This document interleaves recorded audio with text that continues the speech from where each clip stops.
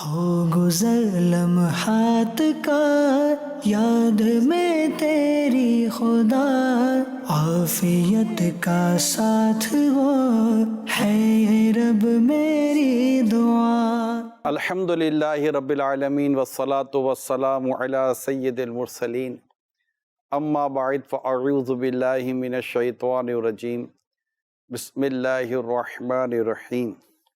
الصلاة والسلام علیک یا رسول اللہ وعلی آلک واصحابک یا حبیب اللہ۔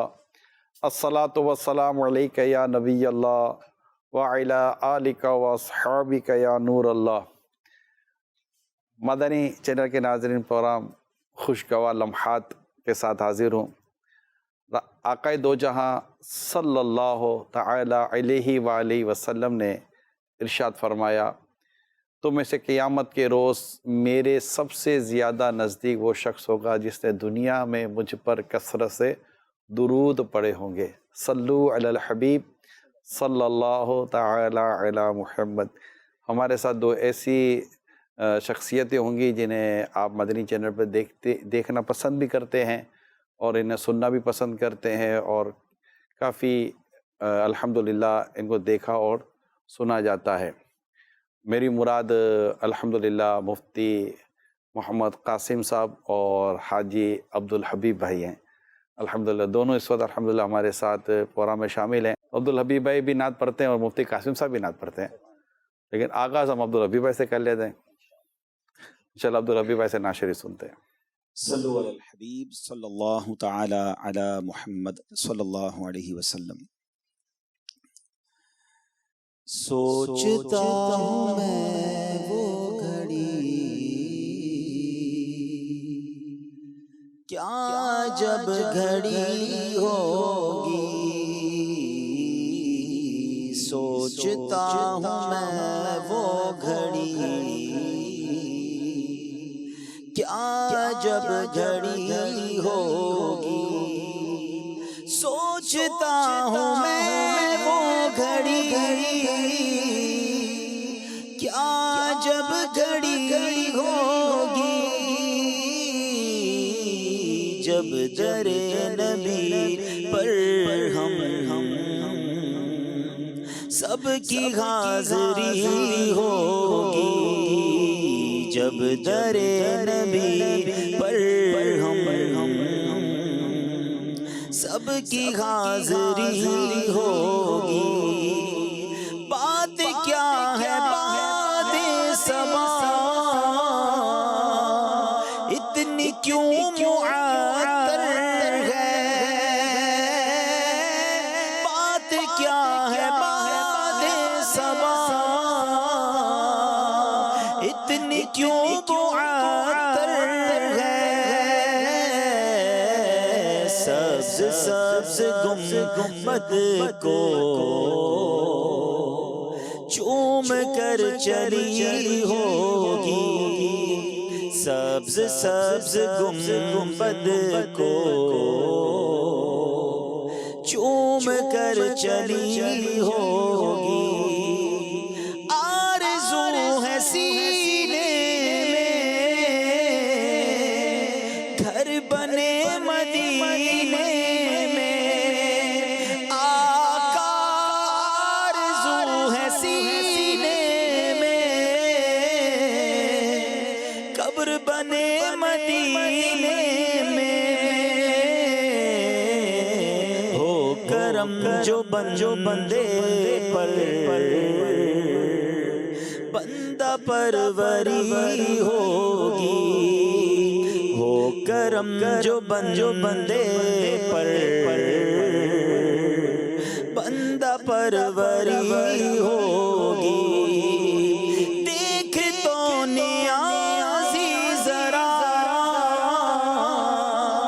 سو گیا کیا دیوانہ، دیکھ تو نیازی ذرا سو گیا کیا دیوانہ، ان کی یاد میں شاید آنکھ لگ گئی ہوگی، کی یاد میں شاید آنکھ لگ گئی ہوگی، جب در نبی پر ہم سب کی حاضری ہوگی۔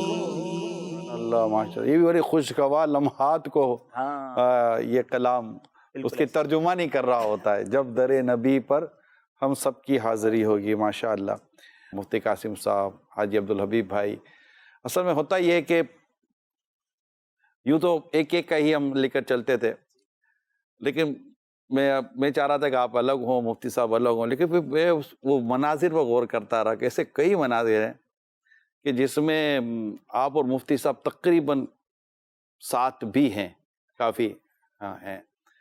تو پھر کچھ ایسی جگہ ہیں جہاں ہم تینوں بھی، مجھے بھی سعادت نصیب ہوتی رہی آپ کے ساتھ، تو پھر ہی ہم نے آپس میں مشورہ کیا کہ 3 راتیں لے کر چلتے ہیں، الگ الگ بھی ہوں گی، ساتھ بھی ہوگا۔ لیکن میں یہاں مفتی صاحب آپ سے آغاز کروں گا، اور آپ سے آغاز میں یوں کروں گا جو میں خود چاہتا ہوں کہ ایک بار پھر سنوں، یہ میری اپنی خواہش بھی ہے۔ وہ لمحہ جب آپ کو امیر اہل سنت اپنے ساتھ لے کر آئے، وہ میرے لیے بھی خوشگوار لمحہ ہے، یعنی اتنا خوشگوار لمحہ ہے۔ آپ کے لیے خوشگوار کیوں ہے؟ یہ وہ عبدالحبیب ایسا وہ وقت تھا، ہم جب جامعہ میں آپ حاضر بھی ہوئے، ساتھ تھے اس وقت؟ ہمیں ساتھ، اچھا ہم مدرسے میں آئے، جامعہ میں امیر سنت کے ساتھ تھے، ان دارالعلوم میں، اور ان کے استاد صاحب نے ان کے تعلق سے جو باتیں بیان کی، اور پھر امیر سنت کا ایک ان کا ذکر ہوا، پھر امیر سنت نے وہیں پر ذہن بنائے گا۔ کیا باتیں بیان کی یہ بھی تو بتائیں نا۔ ان کی پڑھنے، وہ تو ان کے سامنے باتیں نہیں ہوں گی، ان کے پڑھنے کے تعلق سے، اور ان کی ایک تنظیمی سوچ کے تعلق سے، ان کے امامے پر استقامت کے تعلق سے، اور اس طرح کی کئی ایسی باتیں بیان ہوئی۔ اور امیر سنت چونکہ ایک دعوت اسلامی کے بانی ہیں، امیر ہیں، تو ایک اتنی پختہ سوچ جب آپ کے سامنے بیان ہوئی، اور علم کے تعلق سے جو استاد صاحب نے جو بیان کیا کہ کہہ سکتے ہیں ون اینڈ اونلی کلاس کے اندر، وہ تو پھر وہاں سے جو لے کر چلے، تو وہ باتیں وہ تھی جو ہم نے سنی تھی۔ میں بھی بیٹھا تھا وہاں پر روم کے اندر، وہ منظر مجھے یاد ہے۔ کیا ہوا تھا وہ مفتی صاحب؟ اب آگے سے چلتے ہیں، جہاں تک میں نے بیان کیا اس کے آگے چلتے ہیں۔ دارالعلوم جامعہ رضویہ تھا، محدث اعظم پاکستان مولانا سردار صاحب رحمۃ اللہ علیہ کا، فیصل آباد میں۔ اور وہاں میرے پڑھنے کے پیچھے بھی یہ تھا کہ ویسے تو میں جامعہ نظامیہ میں نے کافی پڑھا ہے، جامعہ رضویہ میں پہلے بھی پڑھتا رہا۔ تو جب دورہ حدیث کی باری آئی تو میرے والد صاحب نے مجھے فرمایا کہ دورہ حدیث جو ہے نا تم فیصل آباد میں کرو، جامعہ رضویہ میں۔ تو میں نے کہا کہ وہاں پر میں نے ایک تو پہلے بھی کافی پڑھا ہے، اور میں وہاں کی تعلیم سے مطمئن بھی ہوں، اساتذہ بھی ماشاءاللہ بڑے نامی گرامی اساتذہ کرام تھے، مفتی عبدالقیوم ہزاروی صاحب رحمۃ اللہ علیہ وہاں شیخ الحدیث تھے۔ تو میرے والد صاحب نے فرمایا کہ شیخ الحدیث تو کسی بھی جگہ جو مقرر ہوتا ہے وہ کوئی چھوٹا استاد تو ہوتا نہیں، بالکل، تو جامعہ رضویہ میں بھی جو ہوں گے وہ بہت بڑے صاحب علم ہوں گے۔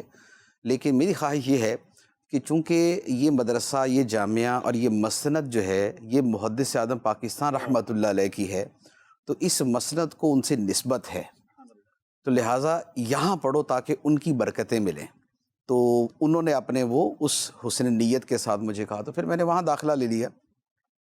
تو جو ہمارے استاد صاحب تھے جن کی آپ نے بات کی ہے، وہ تھے شیخ الحدیث مولانا غلام نبی رحمۃ اللہ علیہ، بہت متقی، اور جنہیں کہا جائے کہ بہت باعمل علماء کرام میں، اور بہت بلند پایا علماء کرام میں، یعنی جن کے اندر وہ چیزیں میں نے دیکھی کہ جو ہم سلف صالحین کے اندر سنتے تھے کہ حدیث طیبہ پڑھتے ہوئے، بیان کرتے ہوئے، ان کی اپنی کیفیت جو ہے وہ حدیث کے مطابق چینج ہو جاتی، اس طرح کی ان کی کیفیت اور طبیعت تھی۔ اور پھر طالب علم کے اندر علم کے ساتھ جو دین اور دینی سوچ اتارنا تھا، وہ سبحان اللہ۔ مجھے ایک واقعہ آج تک نہیں بھولتا کہ دورہ حدیث سے پہلے ایک آخری چونکہ سال چل رہے ہوتے ہیں، تو اس میں یہ ہوتا کہ مستقبل میں ہوگا کیا، ذریعہ معاش کیا ہوگا۔ یہ اس وقت بھی ہوتا تھا، یہ تو ہمیشہ، آج بھی طالب علم کے ساتھ یہی مسئلہ ہوتا ہے بیچاروں وہ فکر معاش بد بلا اولے ماد جانگوزا، لاکھوں بلا میں پھنسنے کو روح بدن میں آئی کیوں۔ تو فکر معاش جو ہے نا وہ تو ہمیشہ سے ہی ہر بندے کے ساتھ ہوتی ہے۔ تو دورہ حدیث میں جب آیا اس وقت بھی یہ بات تھی کہ آپ اس سال کے بعد اب ہم کیا کرنا ہے، ہم نے اپنے گھر کا سارا نظام کیسے چلانا ہے. تو ہمارے جو استاد صاحب تھے ان کا جو توکل کے اوپر اور خدمت دین کرنے کی صورت میں اللہ تعالیٰ جو عطا فرماتا ہے، اس کے اوپر ان کا بیان جو ہوتا تھا نا وہ بڑا مؤثر اور بڑا جاندار ہوتا تھا. اور یوں کہہ لیں کہ وہ ہفتے میں 1-2 مرتبہ اس پر بات ضرور کرتے تھے کہ تم خدا کے دین کی خدمت اپنے ذمے لے لو، اللہ تعالیٰ تمہاری روزی اپنے ذمہ کرم پہ لے لے گا. ویسے تو تمام مخلوق کی روزی اللہ کے ذمہ کرم پہ ہے، لیکن وہ کہ جس وسعت کے ساتھ اور جس آسانی کے ساتھ ہم چاہتے ہیں اس اعتبار سے فرماتے تھے کہ تم خدا کے دین کی خدمت اپنے ذمے لے لو، اللہ تعالیٰ تمہاری وسیع روزی اپنے ذمے لے لے گا. تو یہ انہوں نے اتنے یوں کہہ لیں کہ جیسے نا از دل خیزد بر دل ریزد، کہ جو بات دل سے اٹھتی ہے وہ دل پہ جا کے گرتی ہے. تو وہ ایسی ایک اس میں جوش ایمانی کے ساتھ فرمایا کرتے تھے کہ اس نے وہ وسوسہ ہی دل سے نکال دیا کہ روزگار کا کیا بنے گا. تو شاید میرے خیال میں مہینے کے بعد تو کبھی یہ سوچا بھی نہیں ہوگا، اور آج تک نہیں سوچا. الحمدللہ چل رہا ہے. تو امیر اہل سنت سے ملاقات کا جو تھا، تو جیسے امیر اہل سنت سے یہ ساری باتیں ہوئیں تو اس رات ملاقات تھی کسی جگہ پر امیر اہل سنت کی عوام کے ساتھ، اسلامی بھائیوں کے ساتھ. تو اس میں میرے والد صاحب بھی ملاقات کے لیے پہنچے. تو اس علاقہ نگران تھے آپ کے والد صاحب؟ علاقۂ نگران، غالباً علاقۂ نگران تھے، یعنی ذمہ داری تھی، ذمہ داری تھی. تو جب والد صاحب ملاقات کرے، آپ کے والد صاحب کو غریق رحمت کرے. تو جب والد صاحب ملاقات کے لیے آگے پہنچے تو اس وقت حاجی شاہد نے جو ہے نا وہ عرض کیا کہ صاحب یہ وہ قاسم بھائی کے والد یہ ہیں. تو اسا نے پوچھا کہاں ہیں وہ؟ تو والد صاحب نے فرمایا کہ وہ لاہور گئے ہوئے کسی کام سے. تو فرمایا کہ انہیں بلائیں. تو میں لاہور گیا ہوا تھا اور مجھے وہاں میرے والد صاحب نے میرے جس دوست کے یہاں میں گیا ہوا تھا تو وہاں ان کو فون کر دیا. تو میں کہیں میں داتا صاحب گیا ہوا تھا، داتا صاحب سے واپس آیا دربار شریف سے، تو انہوں نے مجھے کہا یار آپ کے والد صاحب کا فون آیا تھا اور وہ کہہ رہے تھے کہ آپ کے پیر صاحب آپ کو بلا رہے ہیں.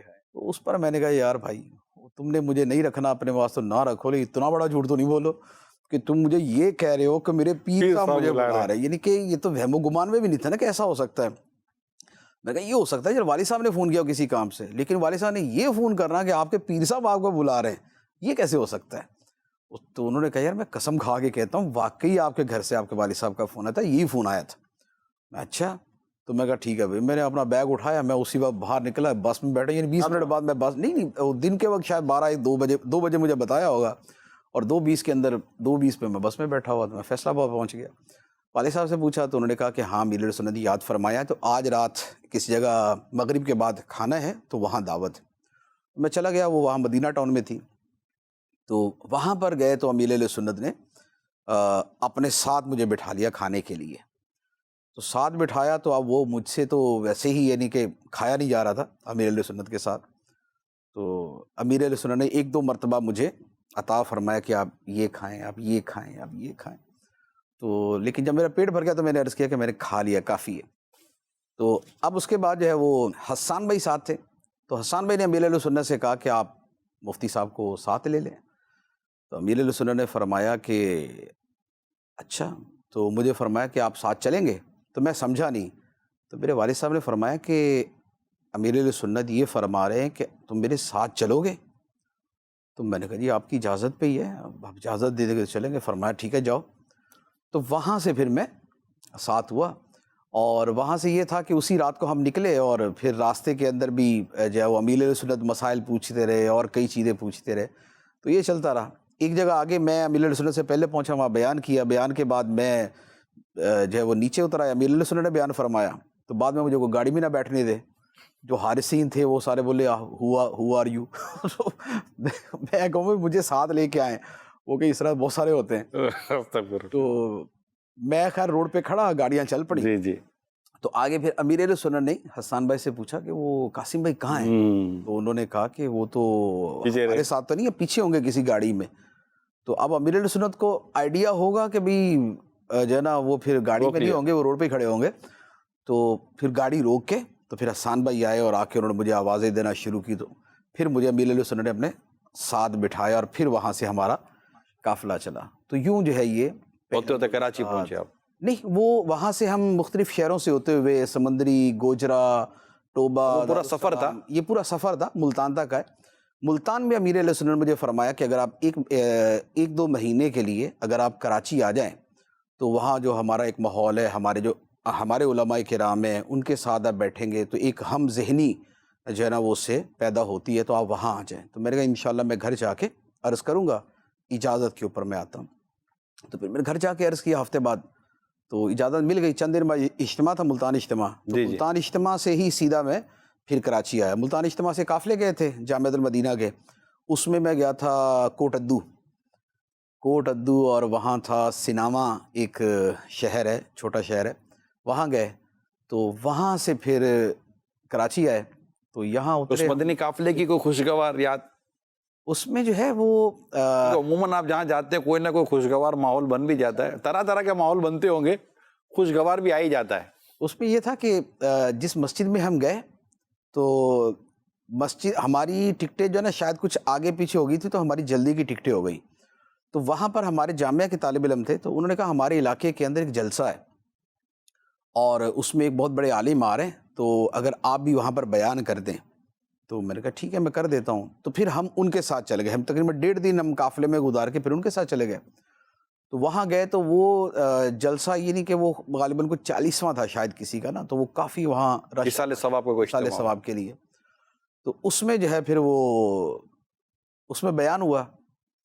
تو اب وہ بیانات کا تو میں پرانا جو ہے نا وہ یعنی کہ میں کرتا ہی تھا، تو الحمدللہ بڑا اچھا بیان ہوا۔ تو وہ عالم صاحب جو تھے نا، تو وہ مجھے کہنے لگے یار ماشاءاللہ بڑی خوشی ہوئی کہ آپ دعوت اسلامی والے بھی اس طرح بیان کرتے۔ وہ عشق رسول پر بیان کیا تھا۔ ماشاءاللہ۔ تو وہاں سے پھر ایک مجھے کسی نے وہیں پر اسلامی بھائی نے بتایا کہ یہاں پر ایک بزرگ ہیں، مجذوب ہیں۔ مجذوب یوں ہے کہ وہ ہر وقت اس میں رہتے ہیں مراقبے کے اندر، اور نماز کے وقت ہوش میں آتے ہیں اور پھر دوبارہ اپنے اس حالت جذب میں ہوتے ہیں۔ اور ان کے بارے میں مشہور یہ ہے کہ یہ یعنی کتب یا غوث اس طرح کا ان کا کوئی ٹائٹل انہوں نے بیان کیا۔ ماشاءاللہ۔ میں نے کہا کہ ان کی زیارت کے لیے جانا ہے، تو فرمایا کہ وہ یوں ملاقات بھی نہیں ہوتی، اور دوسرا ٹائم بھی نہیں تھا، اور دوسرا یہ کہ وہ ملاقات بھی اس طرح نہیں کرتے، ان کی مرضی پہ ہے، وہ بڑے سال بعد ہی ملاقات کریں۔ تو پھر وہاں سے ہم یوں چلے آئے۔ تو یہ ہمارا وہ پہلا سفر تھا۔ باقی وہ گاڑی کے اندر تو یہ تھا کہ گاڑی میں سیٹ تھی نہیں ہمارے پاس، تو واش روم کے سامنے زمین کے اوپر لیٹ کر جو ہے نا وہ سارا سفر کیا۔ یہاں جب ڈرگ روڈ پہ اترے تو میں باہر نکلا تو پہلی مرتبہ اتنی اونچی اونچی بلڈنگیں دیکھی تھی۔ کراچی آنا نہیں ہوتا تھا مفتی صاحب؟ نہیں، پہلا سفر ہی تھا۔ وہ کراچی پہلا سفر تو نہیں، اس سے پہلے میں 92 کے اجتماع میں آیا تھا، سالانہ اجتماع میں۔ کورنگی میں جو ہوتا جی تھا؟ جی، کورنگی میں جو ہوتا کورنگی تھا، اس میں 2 مرتبہ آیا ہوں میں۔ کورنگی سارے تھے جی، اس میں 2 مرتبہ آیا ہوں، لیکن اس میں یہ ہوتا تھا کہ وہ لانڈی اسٹیشن سے اترتے تھے اجتماع میں آئے، اور وہاں سے سیدھا اجتماع میں، اجتماع سے وہاں اسٹیشن پہ، اور وہاں سے گھر جیسے واپس۔ ہم کراچی سے ملتان اور ملتان سے گاڑی میں پھر ہم کراچی تو پہنچ اس جاتے لیے کراچی نہیں دیکھا تھا، بس وہ لانڈی اسٹیشن دیکھا تھا، پھر لانڈی جنکشن لکھا ہوا ہے، اور وہاں سے بس اجتماع کا اور واپسی۔ تو یہ جو بلڈنگز تھی یہ تو گلستان جوہر میں زیادہ تھی، تو یہاں کے اونچی اونچی بلڈنگ ہیں، یہ کیا بھائی؟ تو اسی تصورات کے اندر میں جامعہ پہنچا کہ جامعہ بھی ایسا ہی عالی شان ہوگا۔ تو آگے جامعہ بہرحال غریبوں امیروں کے درمیان غریبوں کا مسکن تھا، وہ بالکل ہی چھوٹا سا، اور اوپر سے وہاں پر اب پورا سفر کرے کیا اکانومی میں سفر تھا، گرد غبار، یہ دھواں۔ ابتدائی تھی جامعۃ المدینہ کی؟ جی جی، پہلا ہی جامعہ تھا۔ ہاں، تو اب وہ گرد و غبار، دھواں جو پڑھ پڑھ کے جو مسافر کی حالت ہوتی ہے، اشعث اغبر، تو وہ والی حالت و کیفیت۔ یا جامعہ پہنچے یا پانی ختم، نہانے کو پانی نہیں، تو پھر پتہ نہیں، بہرحال جب پانی آیا تب آیا، تو اس کے بعد نہا دھو کے پھر اپنے آئے اس میں کہ بھئی ہم سفر سے اب باہر آ گئے۔ تو یہ پہلا سفر تھا۔ ماشاءاللہ، صلو علی الحبیب صلی اللہ تعالی علیہ وسلم۔ عبدالحبیب بھائی کی طرف جانا ہے لیکن کال لے لیتے ہیں۔ میرا نگران شورا سے اور عبدالحبیب اتاری سے اور مفتی قاسم اتاری سے یہ عرض ہے کہ آپ کوئی ایسا خوشگوار لمحات بتائیں کہ آپ تینوں مدینے شریف میں گئے ہوں، اور کوئی ایسا خوشگوار لمحات بتائیں وہاں کا۔ چلیں، اب اصل میں ہے یہ کہ ہم تینوں، یعنی مجھے ان دونوں کے ساتھ ایک ساتھ مدینہ منورہ میں حاضری کی ابھی تک سعادت نہیں ملی کہ یہ دونوں بھی وہاں پر حاضر ہوں۔ میں بھی مطلب عبدالحبیب بھائی کے ساتھ تو ہوا ہے، امیر سنت کے ساتھ جب سفر ہوا تھا، لیکن ابھی وہ وقت نہیں آیا کہ تینوں مل کے مفتی صاحب بھی وہاں ہوں۔ اچھا ہو کہ مفتی صاحب بھی وہاں پر ہوں اور ہماری بھی حاضری ہو، لیکن دونوں کا انشاءاللہ وہ ہم وقت پہ لیں گے. انشاءاللہ. ابھی مدینے کی حاضری کا ہے. ایک اور کال دیں. میرا نام محمد ابو بکر عابد اتاری ہے، میں لاہور سے بات کر رہا ہوں. مرحبا مرحبا. عبدالحبیب بھائی مفتی صاحب سے میرا ایک سوال ہے کہ آپ اپنے بچپن کا کوئی خوشگوار لمحہ سنائیں اور کوئی امیر اہل سنت کے ساتھ اپنا کوئی خوشگوار لمحہ سنا دیں. چلے عبدالحبیب بھائی یہیں سے آغاز کرتے ہیں آپ سے. بچپن سے لے کر سن شعور تک، جب 14-15 سال تک کی عمر پہنچتی ہے، کوئی ایسا واقعہ کہ جو آپ کو لگتا ہے کہ یہ زندگی، اچھا بعض اوقات ایسے واقعات ہوتے ہیں مفتی صاحب کہ آپ کو اکیلے میں یاد آتے ہیں نا، تو یوں چہرے پہ مسکراہٹ سے آ جاتے ہیں کہ یار یہ بھی ہمارے ساتھ ہونا تھا. ہوتا خوشگوار ہے. خیر آپ کے ساتھ تو اس طرح ہو سکتا ہے. اصل مسئلہ ہے کہ ہر واقعہ چینل پہ سنانے والا بھی تو نہیں ہوتا نا، چھپانے والا بھی نہیں ہوتا. ہوتا ہے بعض اوقات. ایسا کوئی واقعہ آپ شیئر کرنا چاہیں؟ ہاں ایک واقعہ یوں تھا کہ 4th کلاس میں تھا، تو الحمدللہ ناظرہ قرآن میں نے ختم کیا تھا. تو ہمارے یہاں وہ قرآن شریف بانٹے جاتے ہیں ناظرہ قرآن ختم کرنے کی خوشی میں. تو اسکول میں گھر سے بھی شاید کوئی آئے تھے اور میں بھی گیا، تو پرنسپل صاحب کو ہم قرآن پاک کا تحفہ دینے گئے. تو انہوں نے کہا کہ آپ کیوں آئیں؟ تو بتایا کہ بھئی انہوں نے قرآن ختم کیا ہے.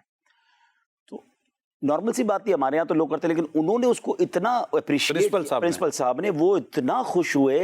اور انہوں نے، ہمارے اسکول بہت بڑا اسکول تھا اور ماشاءاللہ مطلب سینکڑوں ہزاروں بچے ہیں اس اسکول میں، تو بہت بڑی اسمبلی لگتی ہے گراؤنڈ میں. تو انہوں نے کہا نہیں ایسے نہیں لوں گا میں، یہ اب اسمبلی میں ہوگا. جو اچھا آپ اسمبلی میں آئیے.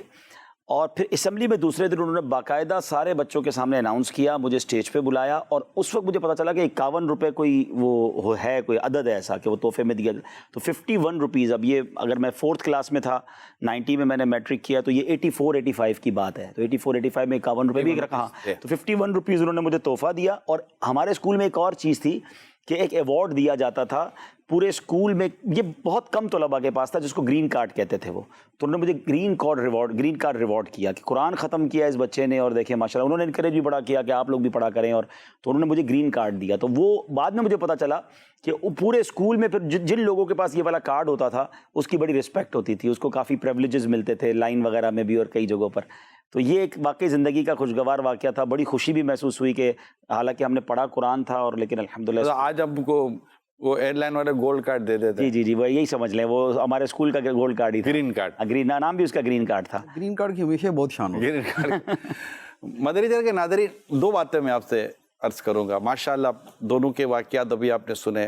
مفتی قاسم صاحب کا ماشاءاللہ جو ابھی آپ نے واقعہ سنا، اس میں ان پر جو خاص کرم ہوا، نظر ہوئی، پیر و مرشد کی نظر ہوئی. والد صاحب کو ایک یقیناً ایک پراؤڈ فیل ہوا ہوگا کہ مطلب امیر سنت نے میرے بیٹے کو یاد کیا، ان کو فون کرنا وغیرہ.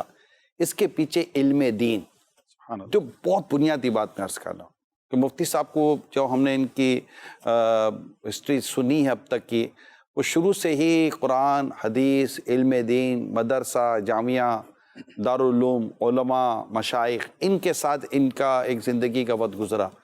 اور اللہ کی رحمت سے ان پر ان کے والد صاحب کا خاص کرم اور ان کے خاندان وغیرہ کی خاص ان کے ساتھ شفقتیں، محبتیں، اور ساتھ ہی ساتھ امیر اہل سنت کے، کیونکہ مجھے وہ فیلنگ یاد ہے امیر سنت کی، علم دوستی ہے. جب مفتی قاسم صاحب اس وقت نہیں تھے، ہم اس فیلنگ میں نہیں تھے کہ جب امیر سنت بے قرار یا بے چین آپ کہہ لیں کہ بس مجھے ملنا ہے قاسم سے، مجھے ملنا ہے، یہ قاسم بھائی ہیں کون.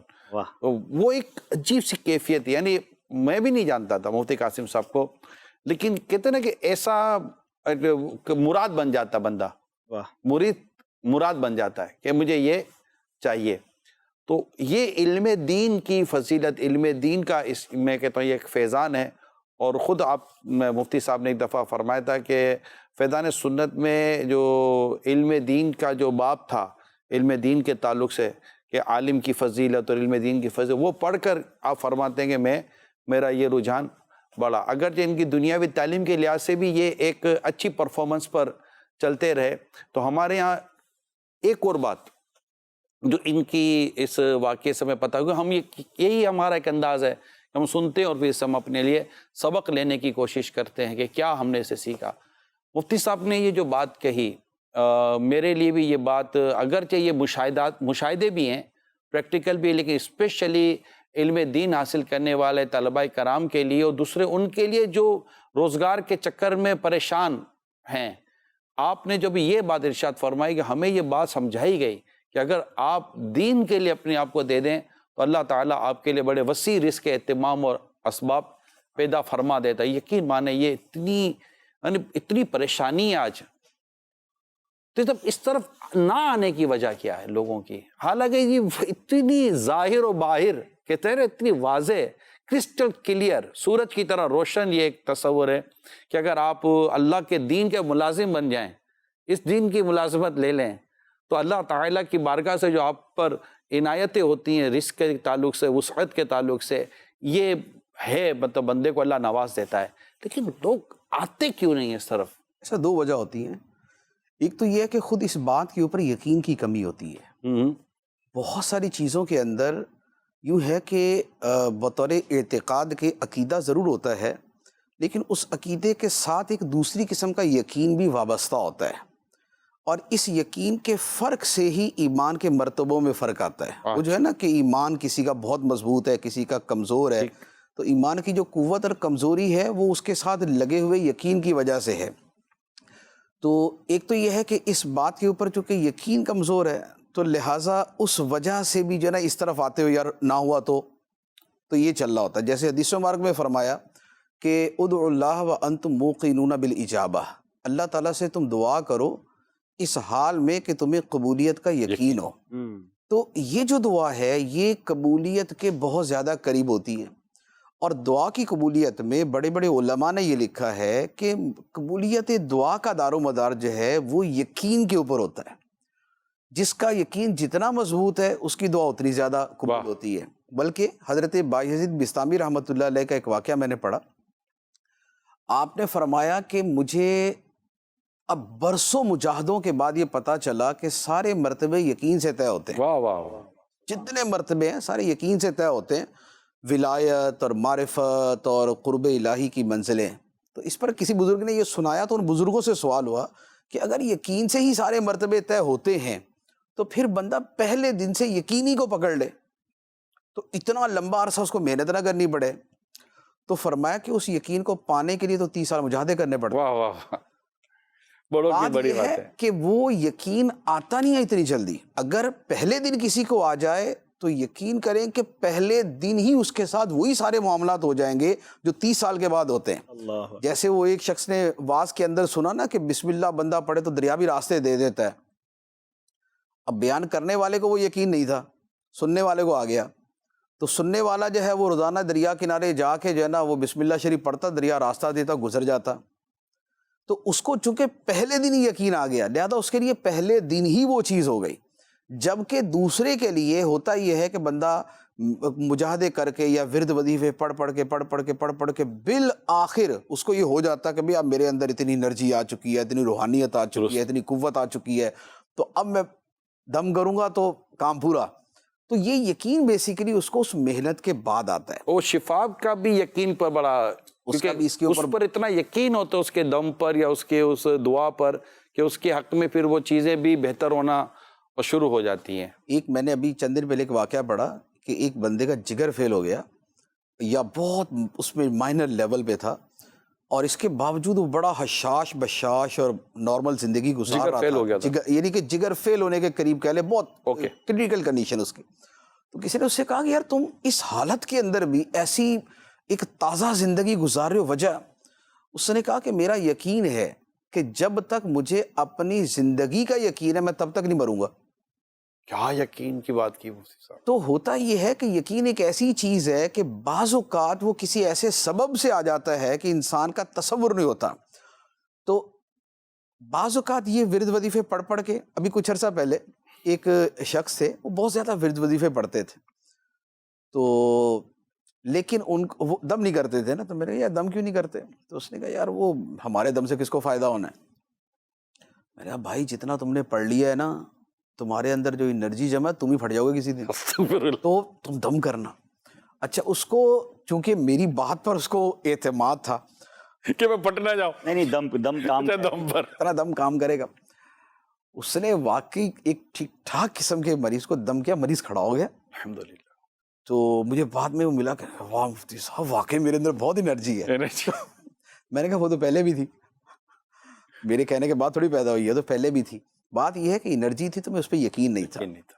تو یقین جو ہے نا, تو یہ معاملات جو ہے نا کہ رزق کا معاملہ جو ہے اس میں بھی یقین پہ دار و مدار ہوتا ہے. دوسرا یہ ہوتا ہے کہ یقین کے علاوہ ایک ہی چیز یہ بھی ہوتی ہے کہ بندہ کمائی بھی چاہتا ہے اور ساتھ میں نفس کی خواہشات کی تکمیل بھی چاہتا ہے. یعنی تنہا کمائی جو ہے نا, وہ کہتا ہے یار پھر کما کے کیا کرنا اگر وہ والے کام نہیں کرنے. تو لوگوں کا یہ معاملہ بھی ہوتا ہے کہ وہ کہتے ہیں کہ رزق بھی ہو اور پھر اس کو مرضی کے مطابق استعمال بھی کرے. تو چونکہ اب اگر دین کی خدمت کے ذریعے رزق ملے گا تو دیندار بندے کو ہونا پڑتا ہے اس کے لیے, اور اس کو عمل کرنا پڑتا ہے. تو وہ یہ جو چیز ہے نا اس کے لیے عمل, بری عادتوں کو بھی تو نفس کی خواہشات جو ہے نا وہ اس کو کہتی ہیں کہ بھائی تمہیں اس ذریعے سے بھی اتنا رزق ملے گا, دوسرے سے تھوڑا سا کم مل جائے گا, لیکن تم اپنی خواہشات تو پوری کر لو گے نا. تو یہ وہ جو ہے نا واتباع الشہوات والا جو معاملہ ہے کہ اپنی خواہشات کے وہ پیچھے رہتے ہیں, وہ چیز ہے کہ جو حالانکہ عبدالحبیب میں دیکھ رہا ہوں ابھی تو کافی کہتے ہیں کہ اتنی بے روزگاری بڑھ گئی. یہ نظر آتا ہے کہ کس طرح دین کی طرف چلنے والے ایک اچھا خاصا مہینے کا وہ اماؤنٹ اپنے حصے میں لے لیتے ہیں جو عام آدمی اپنے حصے میں نہیں لے پا رہا. اس کے بعد اتنے مواقع مل جاتے ہیں. کالس لیتے ہیں. ماشاءاللہ دل خوش ہو گیا ہے, اور مدنی چینل کے کروڑوں ناظرین کے لیے تو خوشگوار ترین لمحہ یہی ہے کہ آپ تینوں عظیم ہستیوں کو ایک ساتھ دیکھا جائے. اور ذاتی تجربات سال میں ایک دفعہ آتا ہے, اور ہماری خواہش ہوتی ہے کہ آپ بار بار تینوں عظیم شخصیات اکٹھی ہوں اور اپنی زندگی کے تجربات سے, واقعات سے, خوشگوار لمحات سے ہم کو آگاہ کریں. تو آج میری طرف بہت سارے ناظرین کی یہ مراد پوری ہوئی ہے. اللہ پاک آپ کو نظر بد سے بچائے اور مزید دین کا کام کرنے کی توفیق عطا فرمائے, اور آپ کے صدقے ہم گناہگاروں کو بھی. آپ کی کال کا بہت بہت شکریہ, جزاک اللہ خیرہ. اور دعا کریں اللہ کریم ہم سے اور آپ سے راضی ہو جائے پیارے حبیب کے صدقے میں. کال دیں. میں سناتا ہوں. ماشاءاللہ آج تو سلسلے کی کیا ہی بات ہے. عبدال حبیب بھائی, مفتی قاسم صاحب اور نگران چھوٹا, آپ مجھے چل مدینہ کا واقعہ سنائیں. میرے لیے دعا فرمائیں, میں بڑا ہو کے مفتی قاسم بنوں گا. ماشاءاللہ ماشاءاللہ, کیا بات. ماشاءاللہ, مفتی صاحب دعا سے نوازتے ہیں. ماشاءاللہ. جی اللہ تعالیٰ ان کو عالم بعمل اور عالم ربانی بنائے. ماشاءاللہ ماشاءاللہ. اور مخارج کو تھوڑا سا حدود میں لے کے آئیں. خارج کو حدود میں لے کے. عبدالحبیب بھائی نے مفتی صاحب جو بھی بات کی تھی, اگر اس کو آپ اس طرح لیں کہ جو مجھے بہت اچھا لگا یہ واقعہ کہ ایک پرنسپل نے قرآن کریم ختم کرنے پر جو اٹیمپ کیا, اور اس سے جو اسکول کے اندر جو ایک ماحول, ایک فضا قائم ہوئی ہوگی, جبکہ وہ پرنسپل صاحب آئی تھنک وہ قاری صاحب یا اس طرح کا ان کا ماحول ہو, یہ ضروری نہیں ہے, لیکن قرآن کریم کی محبت کا وہ جو اظہار اسکول میں ہوا. مجھے اسکول بھی آپ کی پتہ ہے کون سی تھی.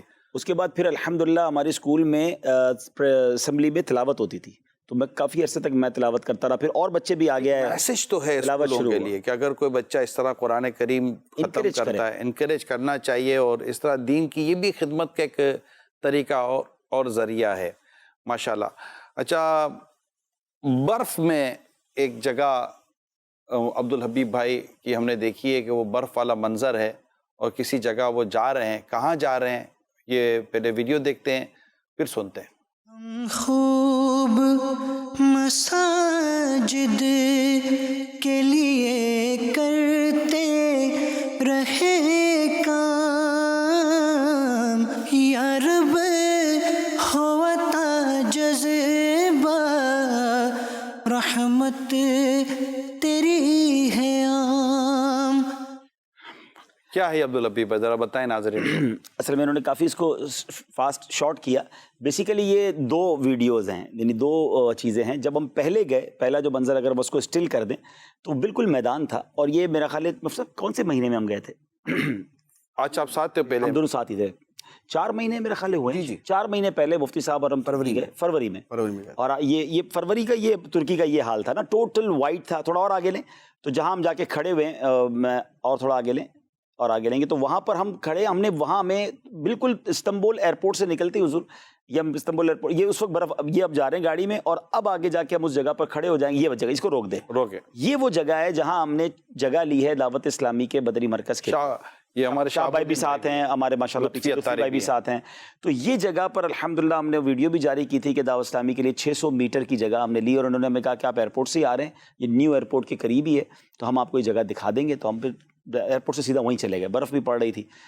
اور یہ اگر فروری کی بات ہے تو آج ہم جولائی میں آلموسٹ 5 مہینے ہوئے ہیں, 4.5-5 مہینے ہوئے. اور اس کے بعد الحمدللہ تعمیرات شروع ہوئی. ہم نے اسی دن کانٹریکٹر سے 1 آدھ دن بعد میٹنگ کی, کانٹریکٹر سے ساری چیزیں فائنل کی, اس سے کانٹریکٹ فائنل ہوا. $7.5 لاکھ میں اس جگہ کی تعمیر کا ٹھیکہ دیا گیا, اور انشاءاللہ one of the beautiful state of art Faizan Madina یہ بننے جا رہا ہے. تو اس کے بعد جو حیرت انگیز بات تھی اس سفر میں دعوت اسلامی کی ایک ترقی بھی نظر آئے گی کہ اب اس مرکز کو دیکھیں کہ وہ کہاں تک پہنچ چکا ہے. تو وہ جو منظر ہے وہ 5 مہینے کے بعد سمجھ لیں اس کا آلموسٹ اسٹرکچر کمپلیٹ ہو گیا ہے. یہ دکھایا اور اب فنشنگ کی طرف ذرا دکھائیے گا وہ جو اس کے بعد اگلا منظر ہے. اب یہ دیکھیں, یہ انہوں نے یہ تعمیر کے مختلف مراحل ہیں, اور آگے چلیں, یہ مرحلے ہیں. ہمیں وہ ماشاءاللہ میں بار بار پکچرز بھیجتے رہے, پہلی منزل ہو گئی, دوسری ہو گئی, اور اب الحمدللہ کی رحمت سے اب تو پورا بن گیا. آگے چل, یہ پورا اسٹرکچر کمپلیٹ ہو گیا ہے. یعنی بیس, اس میں 2 بیسمنٹ ہیں, 2 بیسمنٹ ہیں اور 2 منزلیں اوپر, اور سارا اسٹرکچر کمپلیٹ ہے. اور اب اس کی فنیشنگ ہے. ان کا ٹارگٹ ہے کہ انشاءاللہ نومبر تک اللہ نے چاہا اس کو کمپلیٹ فائنل کر کے افتتاح کر دیں گے انشاءاللہ. اللہ نے چاہا تو پھر بہت فاسٹ کام کیا ماشاءاللہ. مجھے 1-2 لوگوں نے میسج کیا, ٹوٹل خالی تھا اس وقت, بالکل زمین تھی نا, زمین تھی, بلکہ وہاں تک جانے کا راستہ بھی نہیں تھا, برف تھی پورے راستے میں. تو انہوں نے, وہ جو تعمیر کرنے والے تھے نا, انہوں نے انجینئر, انہوں نے بھی ہمیں کہا تھا کہ یہ اتنے عرصے میں یہ ہم مکمل کر دیں گے. ہمیں یقین نہیں آ رہا تھا کہ کیسے کریں گے, لیکن ایسا لگ رہا ہے ابھی انہوں نے 4 سے 5 مہینے کے اندر, یہ تو بلکہ آج کی تصویریں نہیں, یہ کچھ دن پہلے, اب کا شاید منظر کچھ اور ہوگا. اور یہ ایک عظیم الشان دعوت اسلامی کا اللہ کی رحمت سے مرکز بننے جا رہا ہے, جس میں کئی شعبہ جات ہوں گے. اور جس طرح کی میں نے 3D دیکھی ہے اس کی بننے کے بعد جو ہے وہ ابھی نظروں میں دکھانی چاہیے. دیکھ کے منہ میں پانی آ رہا ہے کہ ایسا مرکز ہوگا انشاءاللہ اللہ نے چاہا. اور یہ ماشاءاللہ یہ مرکز ہے نا, یہ ہے کرامات عبدالحبیب میں سے. اس کی جگہ اور اس کی پوری ماشاءاللہ کنسٹرکشن جو ہے نا, وہ عبدالحبیب بھائی کے فون کے اوپر ہی ہوئی ہے ساری. ماشاءاللہ, اللہ اور برکت دے. جنہوں نے دی رقم, اللہ ان کو اس کی جزا ہے. جس سے بھی حصہ ملا ہے اللہ تعالیٰ سب کو برکت عطا فرمائے. مفتی صاحب کالز بہت ہیں, جی کالز لینا شروع کر دیتے ہیں. ماشاء اللہ عز و جل مدنی چینل کا بہت پیارا سلسلہ خوشگوار یادیں. آج اس سلسلے کے اندر مفتی صاحب اور عبدالحبیب بھائی کی آمد ہے. ماشاء اللہ عز و جل زبردست مدینہ. میں مفتی صاحب کو اور رکن شورا حاجی عبدالحبیب بھائی کو خوش آمدید کہتا ہوں اس سلسلے میں. میں چاہتا ہوں کہ آپ تینوں نے مل کر, نگران شورا نے, مفتی صاحب نے اور عبدالحبیب بھائی نے کافی ممالک سفر کیے ہیں, تو کچھ خوشگوار یادیں بھی ہمارے ساتھ شیئر فرما دیں بیرون ممالک کی, اور کوئی دلچسپ سا واقعہ آج ہمیں سنا دیجیے. جزاک اللہ خیر. واقعات تو کہ دلچسپ اور خوشگوار چل ہی رہے ہیں. ہم تینوں کی جہاں حاضری ہمیں یاد ہے, اور ماشاءاللہ وہ ایک بڑا اچھا ماحول ہے, خوشگوار بھی ہے اور فرحت بخش بھی ہے, بڑی رحمتوں کا نزول بھی ہے. حضرت ابو ایوب انصاری رضی اللہ تعالیٰ عنہ کے مزار شریف پر جب حاضری ہوئی ماشاءاللہ, اور حاضری بھی ہوئی, اور وہاں جو تبرکات کی جو زیارت ہوئی ماشاءاللہ, آئیے وہاں کا پہلا منظر. شرکا پر ایک کیفیت بھی طاری تھی ماشاءاللہ ماشاءاللہ. مولاي صل وسلم دائما ابدا على حبيبك خير الخلق كلهم. مولاي صل وسلم دائما ابدا على حبيبك خير الخلق كلهم. یہ تبرکات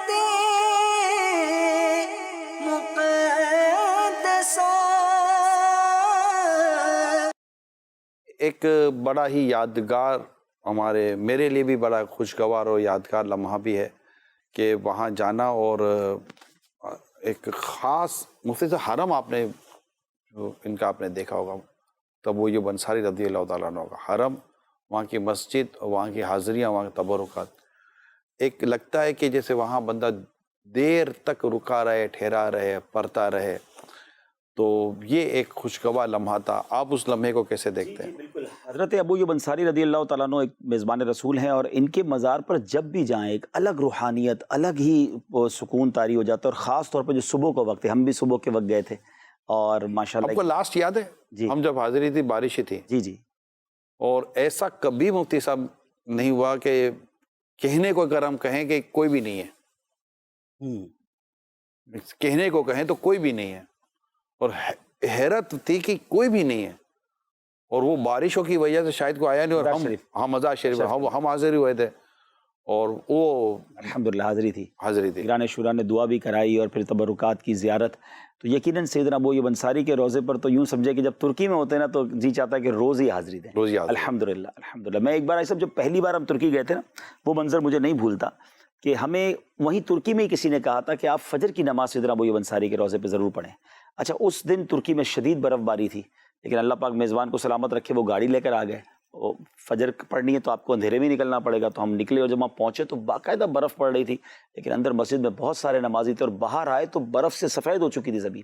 لیکن الحمدللہ وہ آپ نے بھی دیکھا ہوگا، مفتی صاحب نے بھی دیکھا، ہم جب بھی فجر پڑھنے جاتے ہیں اتنے زیادہ نمازی، حرمین طیبین کے بعد تو میرا خیال ہے میں نے کہیں نہیں دیکھے تھے، مسجد بھری ہوئی ہوتی مسجد بھری ہوئی ہوتی، 700 800 ابھی بھی جب گئے تھے تو ابھی ایسا ہی تھا نا، ایسے- برف تھی، ہاں بالکل، لیکن نمازی تو کمال ہے، سردی ایکسٹرا آرڈنری نمازی تھے، جی نمازی اس دن تو زیادہ نمازی تھے، نمازی نمازی زیادہ تھے ماشاءاللہ۔ ماشاءاللہ۔ جمعے کو خاص طور پہ ماشاءاللہ۔ کال دیں۔ نام سوہا ہے، پیارے حاجی عبدل انکل، مجھے آپ کے بچپن کا خوشگوار واقعہ سنا دے۔ آپ بچپن میں کیسے لگتے تھے؟ کیا آپ کی امی نے آپ کو کیا ڈانٹا ہے بچپن میں؟ ہاں ڈانٹ تو پڑتی تھی، چلو خوشگوار نہ صحیح، لیکن یہ واقعہ تو بنتا ہے، ماں بھی تو ماں کی تو ڈانٹ، ماں کی ڈانٹ ہوتی ہے۔ یقیناً ڈانٹ بھی پڑتی تھی اور پیار بھی ملتا تھا اور خرچی بھی ملتی تھی، سب ہوتا تھا، یہ تو زندگی کا حصہ ہے۔ اور واقعات تو بہت سارے ہیں ایسے بچپن کے، لیکن یہ کہ الحمدللہ بہت اچھا بچپن سننا نہیں ہے۔ اچھا عبداللبی بھائی یہ بتائیے، کوئی ایسا واقعہ آپ کی زندگی کا آپ نکلوا کے رہو گے کہ بھولنے کا واقعہ ہو اور آپ بھولے نہ ہو؟ اس واقعے کو نہ بھولیں۔ ہاں، واقعہ بھولنے کا ہو، کیونکہ یہ بھولنے کا جو واقعہ ہے نا جی عبداللبی بھائی کا، یہ واقعہ ایک رسالہ تو مانگتا ہے۔ کوئی ایسا واقعہ جو آپ ہاں، وہ ایک واقعہ ایسا ہے کہ اب میں کنفیوز ہوں، موٹر سائیکل کا ہے یا سائیکل کا ہے۔ ہمارے گھر کے قریب ہی، جب ہم کلفٹن میں رہتے، سامنے ہی دہلی کالونی کا علاقہ، تو میں سائیکل چلا کر گیا کسی کام سے یا کسی جگہ پر، تھوڑی دیر بعد وہاں بیٹھا ہوں گا، کوئی کام وام کیا، تو پھر میں پیدل ہی گھر آ گیا واپس۔ تو گھر آ کے یاد آیا کہ وہ سائیکل کدھر گئی بھی، تو پتہ لگا وہ تو گیا تو میں سائیکل پہ تھا، تو پھر جا کے اس کو لے کر، اللہ کا شکر ہے چوری نہیں ہوئی تھی۔ تو ایسا ہو جاتا ہے کبھی کبھی انسان کے، کبھی کبھی تو سمجھ میں آتا ہے، کبھی کبھی سمجھ میں آتا ہے، لیکن ہوتا ہے بعض اوقات تو بھولنا بعض اوقات ان کے ساتھ، خیر وہ تو نہیں ہے، لیکن بعض ایسے لوگ ہیں جن کے ساتھ بھولنے کے واقعات بہت زیادہ ہوتے ہیں۔ اس کی وجہ کیا ہوتی ہے؟ حافظہ کمزور ہوتا ہے یا وہ ایبسنٹ مائنڈیڈ ہوتا ہے؟ ایسا حافظہ جو ہے نا، یہ اس قدر کمپلیکیٹڈ چیز ہے، دماغ انسان کا جو ہے، برین جو ہے، کہ اس کی گہرائی تک آج تک لوگ پہنچ ہی نہیں پا رہے۔ اب بھی یہ حال ہے کہ کبھی اس کے بھی جو خلی ہے نا، سیلز جن سے یہ برین بنتا ہے، ابھی تک ان کی تعداد کے اوپر ہی ہوتا ہے کہ بھی 4 کھرب ہیں یا اس سے بھی زیادہ ہیں، اور ایک ایک سیل جو ہے نا وہ اپنی جگہ ایک پوری زندگی ہے، اور اس کے ساتھ ایک پوری کائنات ہی وابستہ ہے۔ ایون کہ ابھی چند دن پہلے میں نے ایک آرٹیکل پڑھا کہ یہ جو بعض اوقات یہ ہوتا ہے نا کہ انسان کو لگتا ہے کہ یار میں تو فلاں جگہ گیا ہوا ہوں، حالانکہ وہ وہاں گیا ہی نہیں ہوتا، اور اچھا اس کو وہ چیز بھی بری یاد ہوتی ہے۔ مثال کے طور پہ اگر میں یہ کہوں کہ میں شام نہیں گیا، لیکن اچانک میرے دماغ کے اندر آ جائے کہ جناب شام کے گلی بازار، کوچے محلے، مسجد، لوگ، یہ وہ، میں پوری تفصیل سے بیان کر دوں، تو اب یہ ایسی حیرت انگیز چیز ہوگی کہ بھئی میں کبھی گیا ہی نہیں، تو یہ کیسے ہو گیا؟ تو یہ ایک باقاعدہ، یہ ایک وہ ہے، یہ ایک سائنس ہے، ایک ریسرچ ہے اس کے اوپر کہ اس کے پیچھے ہوتا کیا ہے۔ بعض لوگوں نے اس کی یہ توجہ بیان کی کہ ہوتا یہ ہے کہ سونے کی حالت میں انسان کی روح جو ہے وہ سفر کرتی ہے، اور یہ قرآن پاک کے اندر بھی ہے کہ سونے کی حالت میں روح جو ہے وہ اس میں سے لے لی جاتی ہے، تو بیسیکلی وہ روح سفر کرتی ہے۔ اچھا، اب روح کے لیے، اور جو خواب کا جو ڈیوریشن ہوتا ہے نا، یہ وقت کی قید سے پاک ہوتا ہے۔ یہاں جو 1 گھنٹہ ہے، خواب کے 1 گھنٹے کے اندر ہو سکتا ہے آپ 100 سال گزار دیں. خواب کے اندر اتنا کچھ ہو جاتا ہے.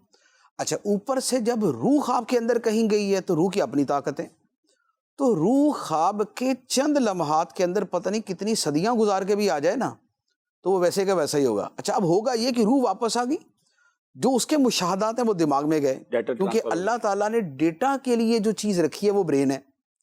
اب یہ اس کے دماغ کے، اب وہ اٹھتا ہے، اس کو کبھی یاد آتا ہے تو وہ اس کو لگتا ہے یار میں تو 50 سال گزار کے آیا ہوں. حالانکہ اس کے پیچھے صرف اور صرف یہ چل رہا ہوتا ہے کہ اس نے حالت خواب کے اندر جو اس کی روح نے سفر کیا اور وہ جو اس نے اس وقت گزارا خواب کے اندر، یہ اس کا مجموعہ ہوتا ہے. یہ وہ میموری ہوتی ہے جو اس کے دماغ کے اندر جمع ہوتی ہے اور جس کی وجہ سے وہ یہ سارا بیان کر رہا ہوتا ہے. کیا بات. اچھا، دوسرا اس کے پیچھے کیا ہوا؟ دوسرا یہ ہے کہ جیسے یہ ہوتا ہے نا کہ ایک اولاد ہوتی ہے، اپنے باپ سے اس کی شکل ملتی ہے، دادا سے ملتی ہے. بعض اوقات کیا ہوتا ہے کہ دور بندہ آئے، کوئی 50 سال بعد بھی کسی سے ملے نا، کسی شکل دیکھتے بولتا ہے یار تم وہ جمال صاحب کے پوتے تو نہیں ہو. اب اس کو کیسے پتہ چلتا ہے کہ اس نے جمال صاحب کو 50 سال بعد دیکھا تھا اور 50 سال بعد اب اس نے اس بچے کو دیکھا ہے، پہلے دیکھا تھا، یعنی کہ 50 سال پہلے دیکھنے کے بعد آج وہ دیکھ رہا ہے. لیکن چونکہ اس کے ذہن میں اس کا پورا نقشہ موجود ہے، 1 سیکنڈ میں بول دے گا یار تم اس کے بیٹے ہو. اچھا، اس کی وجہ کیا؟ وجہ یہ ہے کہ یہ جو شکل و شباہت ہے یہ اوپر سے چلتی آتی ہے. جیسے شکل و شباہت چلتی آتی ہے نا، اسی طرح اللہ تعالیٰ بہت سی چیزیں انسان کے ساتھ ٹرانسفر کرتا ہے آگے. اب ہوتا یہ ہے کہ مثال کے طور پہ میرے پردادا نے جو اپنی زندگی میں دیکھا، اب وہ ٹرانسفر ہوتا ہوا جو ان کی میموری کا جو حصہ ہے نا وہ بھی ٹرانسفر ہو کے میرے ساتھ آ گیا. اچھا، اب میرے دماغ کے 4 کھرب خلیات میں سے جو 1000 خلیات ہیں وہ والے ہیں کہ جو میرے دادا نے دیکھے ہوئے تھے، اور جو اس کی میموری ہے، جو اس کی یادداشتیں ہیں وہ ہے میرے ساتھ. اب میں یہ کہہ رہا ہوں کہ جناب جب میں ہوشیار پور میں تھا، یعنی میرے پردادا دادا کا جو شہر ہے وہ ہوشیار پور انڈیا کا تھا، تو جب میں ہوشیار پور میں تھا تو ہمارا یہ زمین ہوتی تھی، ایسا گھر ہوتا تھا، یہ ہے. اب میں ساری چیزیں بیان کر دوں گا. اچھا، اب اس کو جو بالکل ہی یعنی کہ جوہلا ٹائپ کے ہیں وہ تو اس کو آوا گون اور تناسق کے اندر لے جائیں گے، لیکن حقیقت اس کے پیچھے کیا ہوگی کہ وہ جو میموری کا حصہ ہے بیسیکلی وہ ٹرانسفر، جیسے شکل و شباہت آئی ہے اسی طرح میموری پاور ٹرانسفر ہوتی آ رہی ہوتی. کسی کے لیے کوئی ایسا انسیڈنٹ ہوتا ہے کہ وہ کھل جاتا ہے، اس کا وہ پورشن مائنڈ کا جو وہ کھل جاتا ہے اور اس کے خزانہ یادداشت سے وہ چیزیں باہر آ جاتی ہیں. اللہ. اب اس کو یہ لگ رہا ہوتا ہے کہ یار آج سے 150 سال پہلے میں فلاں جگہ ہوتا تھا اور میں نے وہاں پر یہ سارا کچھ کیا تھا. وہ اس نے نہیں کیا ہوتا، وہ اس کے پردادا نے کیا ہوتا ہے، لیکن چونکہ وہ ٹرانسفر ہوا تو اس کے ساتھ اب وہ سامنے آ گیا. تو یہ جو یادداشت کی بات ہے، یہ یعنی یہ کبھی کبھی ایسے خلیے بند بھی ہو جاتے ہیں، وہ جو آپ پوچھ رہے تھے کھل بھی جاتے ہیں، کبھی کبھی کسی کے بند ہو جاتے ہیں، تو اس کو اتنا سیریس نہیں لینا چاہیے. اچھا سیریس تو وہ لے جو بیچارہ جس کی سائیکل رہ گئی تھی. ایسا پتہ کیا ہوتا ہے، دماغ میں یاد یہ کوئی چیز جاتی ہے نا، جب وہ اندر جاتی ہے نا دروازہ بند ہو جاتا ہے، آگے والا دروازہ اس کا آلریڈی بند ہوتا ہے. جب وہ کبھی گفتگو کرتا ہے تو اب وہ کھلتا ہے اور وہ چیز سامنے آتی. عمر کے ساتھ کیا ہوتا ہے کہ عمر کے ساتھ ساتھ یہ جو یادداشت اندر جا کے جو دروازہ بند ہونا ہوتا ہے نا، یہ بند نہیں ہوتا، وہ پھر نکل آتی ہے. اس لیے عمر بڑھتی جاتی ہے نا تو یادداشت کی قوت کمزور ہوتی جاتی ہے، کیونکہ اب جو اس کو پرانی باتیں تو پوری ڈیٹیل سے یاد ہوں گی. یعنی آپ کو بوڑھوں کے اندر یہ چیزیں ملیں گی بچپن کہ ان کو بچپن کی یاد تو پوری یاد ہو جائے گی، لیکن آج صبح کا یاد نہیں ہوگا. کیوں؟ اس لیے کہ وہ جو بچپن میں چیز گئی تھی نا اس نے تو اپنی جگہ جا کے سیٹل ہو گئی وہ، لیکن جو اب تازہ گئی ہے وہ کھلے دروازے میں گئی ہے، تو لہٰذا وہ جا کے جگہ نہیں پکڑ پاتی. اب تو سائنسدان بھی ہو گئے مجھ سے کی جو باریکی ہے نا یہ ایسی ہے کہ بس کمال ہے. اچھا، پھر کمال یہ ہے جو کہ ہم سن رہے ہیں. کسی کو کوئی چیز بڑی یاد ہوتی ہے، کسی کو کوئی یاد ہو جاتی ہے. مثال کے طور پہ ایک بہت اعلیٰ درجے کا حافظے والا آدمی ہے، لیکن بعض اوقات اس کو ایسی چیز بھولتی ہے کہ وہ حیرت زدہ ہو جاتا ہے. میں نے ایک انتہائی ذکی، انتہائی ذہین آدمی کا میں نے واقعہ پڑھا کہ اس نے ایک مٹھی داڑھی اپنی کاٹنی تو اس نے یوں پکڑ کے اوپر سے کاٹ دی ایک مٹھی. اللہ. بعد میں یاد ہے کہ نہیں مٹھی پکڑ کے نیچے سے کاٹتے ہیں، حالانکہ وہ اپنے زمانے کے اذکیاء کے اندر اس کا شمار ہوتا تھا، ذہین لوگوں میں. تو بعض اوقات خلیات ہیں نا، 4 کھرب خلیات ہیں. اب 4 کھرب روپے کسی کے پاس ہو نا تو سنبھالتے اس کی زندگی گزر جائے. تو یہ اللہ کی شان ہے اس طریقے سے اللہ تعالیٰ کی یہ شان ہے اللہ کہ کی شان یہ ہے۔ کیا کیا انسان کے ساتھ ہوتا ہے۔ بھائی صاحب وہی کھڑکیاں جو ہے نا کھلوانا چاہ رہے ہیں اس سلسلے کے ذریعے، پرانے ابھی یہ بھی ایک طریقہ ہوتا ہے، ہاں۔ ایون کہ وہ جو ہپناٹزم وغیرہ ہے اس میں بھی یہی کیا جاتا ہے۔ ابھی تو دماغ کے آپ سے خزانے کو کھولے خوشگوار لمحات ذکر ہو رہا ہے، ہم انشاءاللہ عید کے بعد جو پروگرام شروع کریں گے ہفتہ وار، یہ ہوگا ہمارا صرف یادیں، کیونکہ میں نے جب اسلام بھائی سر اس پروگرام کے لیے رابطے کیے یا ان سے باتیں ہوئیں تو ایسا سامنے آیا ہے کہ اسلام بھائیوں کی کچھ یادیں ایسی جو خوشگوار نہیں ہیں، وہ لمحات خوشگوار ہیں، وہ تلخ ہیں، کڑوے ہیں، اور بڑے ہی مطلب کہ اس میں عبرت ہے، لیکن سننے سے پتہ چلتا ہے کہ اگر یہ شیئر ہوتے ہیں ناظرین کے ساتھ تو اس میں سیکھنے سمجھنے، کیونکہ بعض اوقات زندگی کے یہ ناکام واقعات یہ آپ کو تجربات لاتے ہیں اور اس سے آپ کو سیکھنے کو بہت مل جاتا ہے، اور اس سے پہلے آپ کو یاد، میں نے آپ سے ایک بات کہی تھی کہ ہمارے ہاں کامیابی کے اصولوں کی اتنی ضرورت نہیں ہے جتنا ناکامی کے اصولوں کو جاننا ضروری ہے۔ تو اس پر جب میں نے کچھ باتیں پتہ چلی کہ ہونا چاہیے ایسا کہ بھئی انسان اپنے ایسے واقعات کا بھی ذکر کرے، گھر بار کے تعلق سے ہیں، کاروبار کے تعلق سے ہیں، آل اولاد کے تعلق سے ہوتی ہیں، تو بہت ساری چیزیں ہوتی ہیں، تنظیم کے تعلق سے بھی ہوتی ہیں، کہ ایسا واقعہ ہو جاتا ہے جو اس کی زندگی کا وہ خوشگوار نہیں ہوتا لیکن یادگار ہوتا ہے، مگر اس نے اس کو بہت سارے سبق سکھا دیے ہوتے ہیں کہ یار آئندہ اس کے بعد مجھے اندازہ ہوگا مجھے آئندہ ایسا نہیں کرنا چاہیے، تو یہ یادیں ہوتی ہیں۔ تو انشاءاللہ ہم شروع کر رہے ہیں یہ عید کے بعد، جس کا نام ہوگا یادیں، اور اس میں ہم نے کوشش یہ کرنی ہے کہ اس میں ضروری نہیں ہے کہ جو ہمارے ساتھ بیٹھے ہیں اسلام بھائی اس کو لوگ جانتے ہوں، کیونکہ کئی ایسے ہیں جن کو لوگ نہیں جانتے، مگر ان کی زندگی کی جو باتیں ہیں نا وہ اتنی سبق آموز اور عبرت والی اور سیکھنے والی ہیں کہ وہ ان کو کوئی جانتا ہی نہیں ہے، لیکن وہ جہاں بھی ہیں انہوں نے اپنی زندگی سے بہت کچھ سیکھا ہے اور بہت کچھ سمجھا ہے۔ تو ہم چاہیں گے کہ یہ بھی ہمارے ساتھ شیئر کریں، مقصد یہ ہوگا کہ دیکھنے سننے والوں کو کچھ سیکھنے کو ملے، اور باتیں ظاہر ہے وہی شیئر کرنی ہے جس کے شیئر کرنے کی بیان کرنے کی شریعت اجازت دے گی۔ ہاں، آپ بیتی ہوتی ہے ویسے ہی ہے زندگی کے سبق، یوں ٹائٹل بنا۔ جی ہاں ماشاءاللہ۔ تو یہ انشاءاللہ ہم جائیں گے، تو اس میں پھر آپ کو دوبارہ ہم دعوت دیں گے، اور ابھی بھی وہ پھر وہ واقعات الگ ہوں گے جو آپ ہم سے شیئر کریں گے، اور ابھی کالیں بھی لینی ہے اور آپ سے سفر کے باتیں بھی سننی ہے، کہاں کہاں گئے یہ بھی آپ سے سننا ہے، اور کہاں کہاں خوشگوار واقعات مزید آپ کے کیا تھے، کچھ خریداری کا موقع بھی آپ لوگوں کو ملتا ہوگا، اس طرح کے بھی واقعات آپ سے لینے ہیں کہ کہیں کچھ خریدنے گئے ہوگے اور ہوا ہوگا کچھ نہ کچھ، لیکن کالز لیتے ہیں۔ ماشاءاللہ سلسلہ بہت پیارا ہے۔ اللہ پاک مفتی صاحب کا سایہ ہمارے تمام اہل سنت پہ کے سروں پر قائم و دائم فرمائے۔ عرض مفتی صاحب سے یہ ہے کہ آپ یہ بتائیں کہ کیا کبھی آپ بھی منڈی سے جانور لینے گئے ہیں، اور کیا کبھی آپ نے اپنے ہاتھوں سے جانور کو نہر کیا ہے؟ دعائے مغفرت کا طالب۔ منڈی سے جانور لینے میں عبدالحبیب بھائی کے ساتھ ہی ایک دو مرتبہ گیا ہوں، اور وہ مکہ مکرمہ میں گیا ہوں، اور وہاں ہمارے ساتھ ہوا تھا کہ ہم نے ایک گائے خریدی تھی اور گائے ناراض ہو گئی تھی۔ اچھا آپ بھی تھے اس میں نا؟ جی 2006 کی بات ہے۔ اچھا، تو گائے خریدی ہم نے اور گائے اکڑ گئی لٹرلی اکڑ گئی نا، بالکل یو اسٹل۔ تو اب اس کو ہلائیں جلائیں پکڑے جو، نہ وہ گردن ہلائے، نہ وہ بازو ہلائے، نہ وہ ٹانگیں ہلائے، ہم سمجھے گئی۔ تو اچھی خاصی مہنگی خریدی تھی، وہ ہلے ہی نہ۔ تو کافی دیر ہم اس کے ارد گرد بیٹھے ہوئے اظہار افسوس کرتے رہے۔ تو اس کی قربانی تھی، اس کی قربانی ہوتی تو ہمارا احرام اترتا۔ تو اچھا، اس کی قربانی پہ ہمارا احرام اترنا تھا، تو اس لیے ہم اس سے زیادہ وابستگی ہو رہی تھی۔ تو پھر جو ہے نا وہ کسی نے کہا کہ بھئی یہ خود ہی صحیح ہو جائے گی نا یہ۔ اچھا، اس نے جو الفاظ کہے تھے، اس نے کہا یہ مکر کر رہی ہے، یہ جانور جو ہے یہ ڈرامہ کرتے ہیں آگے سے۔ ایسا پڑ گئی مطلب ابھی وہ جانور کھڑا ہے، نہیں زمین پہ بلکہ کھڑی نہ ہو، ہم سے مر گئی۔ آنکھیں بھی اس کی جو ہے نا اسٹل یوں تھی زندہ۔ تو وہ واقعی جو ہے نا وہ کچھ کر ہی رہی تھی۔ تھوڑی دیر کے بعد یکدم کھڑی ہو کے چل پڑی۔ ہم نے کہا اب تو آجا ہمارے ہاتھ میں، ہمارا احرام تو اتروا۔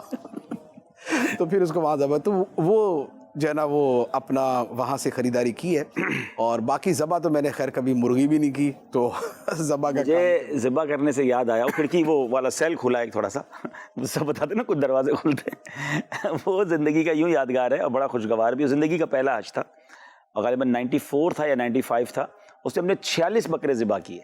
تو ہم 2 یا 3 اسلام بھائی تھے اور 46 ہم نے پورے قافلے والوں کی قربانیاں لے لی کہ ہم جا رہے ہیں. تو 3-4 لوگ ہم گئے. تو مجھے ایک بندے نے بڑی اچھی بات کہی تھی، اور میں کئی لوگوں کو پہلے حج والوں کو کہتا بھی ہوں کہ یار پہلی بار حج پہ جاؤ تو یہ سارے کام کرو، جاؤ دیکھو مینا میں کیسا ہوتا ہے. سب وکیل بنا دیتے نا. اگر جوان ہے، ہمت ہے، تو اپنی آنکھوں سے تو دیکھیں قربانی ہوتی کیسے ہے، جانور کہاں ملتا ہے، ساری چیزیں ایک بندہ سیکھ لیتا تو کسی کو گائیڈ بھی کر سکے گا. تو الحمدللہ ہم گئے تو 46 جانور تھے اور ہم 2-3 اسلام بھائی نے ذبح کیے. تو بہت اس میں الحمدللہ سیکھنے کو بھی ملا اور ماشاءاللہ ایک یادگار آپ نے ذبح کی. الحمدللہ ماشاءاللہ. مفتی صاحب کا مکہ مکرمہ کا واقعہ بھی ابھی ہم نے سنا، اور عبدالحبیب بھائی کے بھی واقعات سنے. واقعات اور بھی ہیں لیکن چونکہ وقت ہمارے پاس کم ہے، ایک کال لے لیتے ہیں پھر آگے بڑھتے ہیں.